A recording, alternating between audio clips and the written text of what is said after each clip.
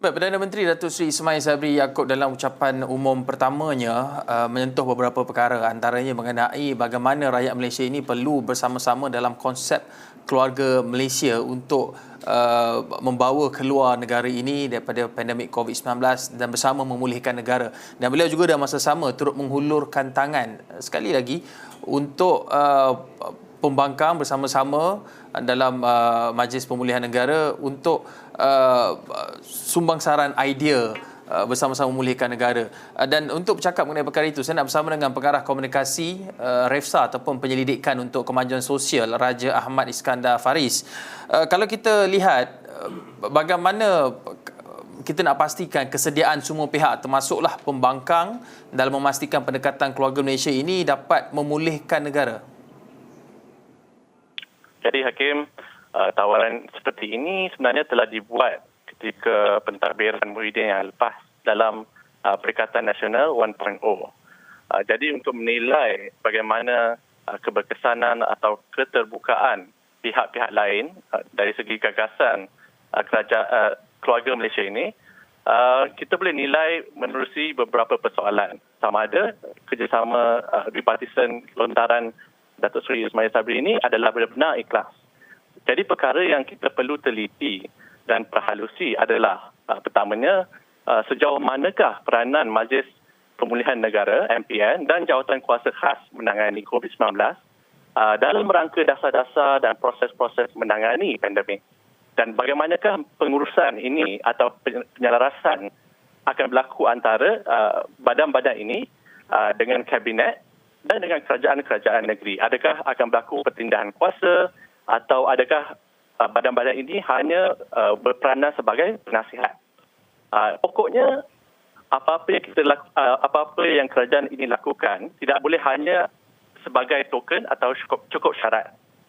Mereka perlu melihat pembangkang itu sebagai rakan strategi yang sebenar, dan sebelum dilakukan apa-apa keputusan, sebelum apa-apa keputusan itu dibuat, rundingan persefahaman perlu dilakukan.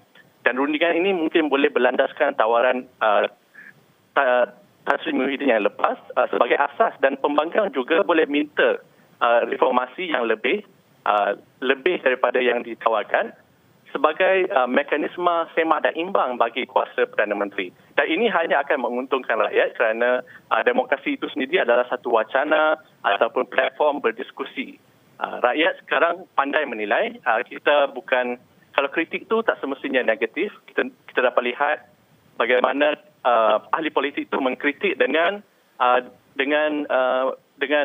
poin-poin yang bernas dan ada counter idea. Tak semestinya kritik itu kritik saja, ada idea-idea yang lain yang diketengahkan oleh mereka yang kritik. Dari segi ini saya hendak ketengahkan bahawa dalam keluarga pun ada perbezaan. Jadi matlamatnya di sini adalah untuk menyelamatkan nyawa, mata pencarian dan memulihkan ekonomi. Jadi sokongan itu kalau diminta tidak boleh diberikan semata-mata, mesti berdasarkan asas rasional, bagi satu usul, bagi satu rang undang-undang, bagi satu dasar atau bagi satu belanjawan. Jadi kerajaan tidak boleh mengharapkan sokongan itu tanpa rundingan, dan kalau tak masuk akal, pembangkang mesti menolak. Kalau dia tidak menolak, kerajaan akan menilai, rakyat akan menilai dan mengatakan mengapa ini tidak dibahaskan dengan betul. Dan dari satu sudut pula, saya rasa cabaran itu juga terletak di pihak kerajaan kerana Datuk Seri Ismail Sabri perlu menguruskan perbezaan antara dalam kalangan parti-parti rakan. Yeah. Kita dapat lihat mungkin ura-ura bagaimana setengah figura-figura dicalonkan sebagai calon timbalan Perdana Menteri, dan akan ada pertelingkahan atau perselisihan di situ. Jadi di sini kita dapat lihat Perdana Menteri kita perlu mengimbangi cabaran di dua belah pihak, bukan hanya di satu pihak. Kita bukan ingin skeptikal ataupun curiga dengan konsep yang ditawarkan ini, tetapi mungkin sejarah menyebabkan kita rasa ataupun seteru politik ini rasa curiga. Tetapi bagaimana kita nak pastikan bahawa konsep keluarga Malaysia ini dapat diterjemahkan melalui polisi ataupun penglibatan yang lebih inklusif merentasi perbezaan ideologi politik? Kalau kita menelurusi sejarah Malaysia, banyak konsep yang telah diketengahkan. Ada bangsa Malaysia, satu Malaysia, ada dasar-dasar juga, dasar kemakmuran bersama, dasar perpaduan negara. Semua dasar ataupun konsep ini diteliti ataupun dinilai menerusi bagaimana kerajaan itu menterjemahkan hasrat-hasrat ini kepada dasar-dasar ataupun tindakan.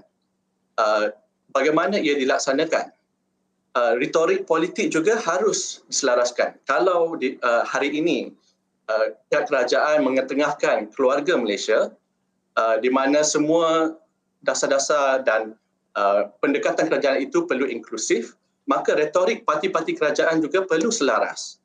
Dan kita sedia maklum bahawa kerajaan ini dibentuk adalah diasaskan satu konsep agama dan kaum. Jadi mungkin akan ada cabaran dari segi pelaksanaan bagaimana kerajaan ini dapat mengharmonikan pendirian ini dan pendekatan ataupun pelaksanaan dasar-dasar yang menjurus kepada konsep keluarga Malaysia. Yeah. Jadi jika ini tidak diharmonikan ataupun tindakan ini tidak diselaras dengan hasrat yang diketengahkan oleh PM seperti beliau umumkan dalam 2-3 hari lepas, ini tidak akan dianggap sebagai satu direction yang jitu dan hanya akan dianggap sebagai slogan atau omong-omong kosong.